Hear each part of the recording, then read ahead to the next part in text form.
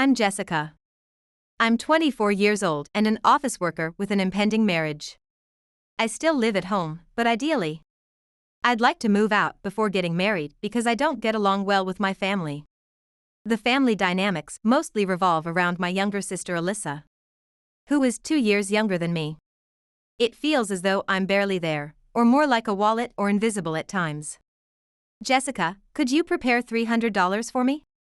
My mom asks for money so casually without seeming to feel bad about it. I contribute $1,000 to the household every month though.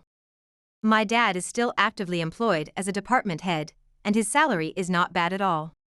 My mom also works part-time 3 days a week, so with my contribution, we should be able to live reasonably well, though not luxuriously. However, about halfway through the month, we're a little short. Could you add some more? I would really like to know what the money is spent on. But ever since I was a child, my mom hasn't treated me as if she likes me. Even when I ask where the money goes, she never gives me a straight answer. I've tried asking several times, but it always ends with, if something is lacking, it's lacking. You've never lived on your own, have you? Life is hard, and there are many unexpected things. And just like that, the conversation is shut down. It's unfair to say I've never lived alone. Ever since I entered university, I've been saying I want to be independent. Each time, my mom refuses. Why rent an apartment when you have a home? The university isn't that far, or it's dangerous for a young woman to live alone. It's safer and cheaper to stay at home. If you lived by yourself, you couldn't save much of your salary, she'd say. I've heard it all. Yet, I'm frequently relied upon for money. It seems she pretends to be concerned but actually sees me as a cash cow. I should just move out, but how to put it? When I give money, my mom beams with joy. When I meet her additional demands, she praises me, saying, "As expected, you're reliable, Jessica." I know I'm being treated like a cash cow, and yet I can't leave home. Maybe I'm a bit sick in the head. If anyone genuinely worries about me, it's my paternal grandma. I've heard she doted on me since I was born. Dad told me, when Grandma heard you were born, she waited in the hospital without sleeping. She was the first to hold you and was so happy to have a good girl. Looking back, that might not have been a good thing. My mom never says anything, but she doesn't really get along with Grandma. So I can't help but wonder if there's some resentment because of the situation when I was born. Alyssa is extremely pampered, truly adored. Cute clothes, accessories, almost anything she wants, my mom buys for her. When I was in elementary school and wanted a dress like One Piece, my mom immediately rejected it. Why can't I have it? I just want to wear something cute. When are you going to wear such flashy, frilly clothes? Do you think you're a princess or something? If you wore that to school, you'd be a laughingstock. Even if she had to reject it, there's a way to say things, right? That's what I really thought. My mom doesn't just ignore my wishes, but she always has to complain about what I want. By the way, that dress like One Piece was bought in a different size for Alyssa. How cute. I want to wear this outfit. Yes, it will definitely suit you, Allie. Right after she rejected me, it was an immediate decision in front of me. It's one of the oldest memories I have of my mom's differing attitudes. But there are probably more. It's a relief that I've forgotten them. Dad doesn't say anything about her attitude. When I cried to him, he'd irresponsibly say, "Grandma loves you, doesn't she?" According to him, Grandma dotes on me, and Mom dotes on my sister, so it's even. Furthermore, Dad also favors my sister. Alyssa has learned the wrong things from Mom's attitude. She clearly looks down on me. "Jessica, lend me some money." While Mom never says lend me, my sister is different. It's clear she has no intention of returning it, yet she still says, "Lend it to me." I'm a full-time employee, but Alyssa only works part-time, 2 days a week, 3 hours each day. The difference in our incomes is clear. Normally, you'd think she'd try to earn more herself. But my sister tries to shortcut through effort and easily get money from me. What's it for?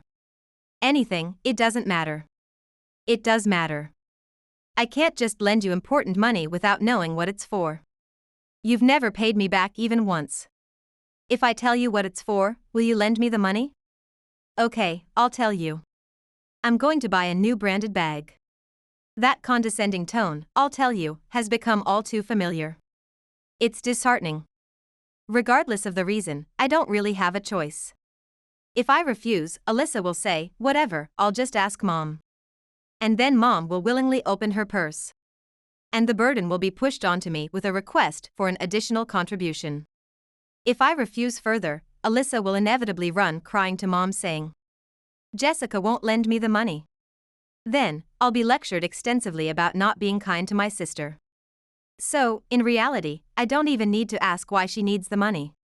My refusal is just a form of token resistance to not just hand over money as Alyssa demands. My fiancé, Howard, knows about this unhealthy relationship. From the beginning of our relationship, he had mentioned that he was thinking about marriage. I wanted to hide my troubled relationship with my mom and sister from him. But considering the potential damage if he found out later, I reluctantly confessed, Howard, there's something I need you to hear. I told him about how I'm not favored by my mom, how unbelievably favored my sister is, and how the financial burden falls on me. At first, Howard was puzzled, saying, can that really be? Would parents really show such favoritism? He seemed incredulous. But when he visited my family home for the marriage introduction, my mom bluntly revealed her true thoughts, saying, oh, what a nice man. Isn't Alyssa good enough? Why does it have to be Jessica? Jessica's main attribute is her good salary. We want her to stay home. This shocked Howard and made him understand. Howard is recognized as handsome by those around him and works for a major company. From that, it was clear they had hoped he would marry Alyssa. Seeing Alyssa not entirely displeased by this was a truly unpleasant feeling for me. Fortunately, Howard was not swayed by my mom and sister, and with a wry smile, he firmly declared, in fact, I have made up my mind. I will make Jessica happy. My mom muttered under her breath. You have no eye for women, a comment I remember vividly. Alyssa quickly lost interest in Howard. She could always get brand new things, whereas I was pushed aside, left with what might as well be called hand-me-ups from her. This was also a factor, I think. She felt she had no need for a sister's hand-me-downs. Thankfully, I didn't have to worry about my fiancé being snatched away. When I told my grandma, she cried with joy. Taking Howard's hand, she said repeatedly, please take good care of Jessica. May you be happy together forever. Howard teared up and gently promised, yes, I will take care of Jessica. At that moment, I truly felt happy. Preparing for a wedding takes time. The ceremony is set for 6 months from now. I really wanted to move out before marriage and live with Howard. But I can foresee my mom's strong opposition, so I've given up on that. The preparations for the wedding are gradually progressing. My mom doesn't interfere, and my sister doesn't say much either. Those two only show interest in me in a financial sense. Otherwise, they don't care. They often say, you'll continue working after marriage, won't you? Yes, I plan to work full-time until we have children. After that, probably part-time. I'm not asking about your life plan. Can you still send money home? That's what matters. They expect me to continue contributing financially even after marriage.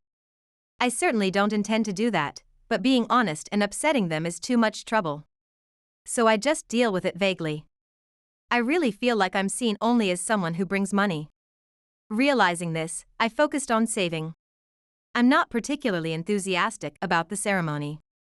I'd rather allocate that money towards our new life, and Howard agrees. Still, given his position in a major company, we can't have a shoddy wedding. We've agreed to have a proper ceremony, take a honeymoon, and invest in our new home. Thinking about it, quite a substantial amount will be needed. But being treated like a cash cow by my mom and sister is troubling. Somehow, I found a way to resolve these concerns.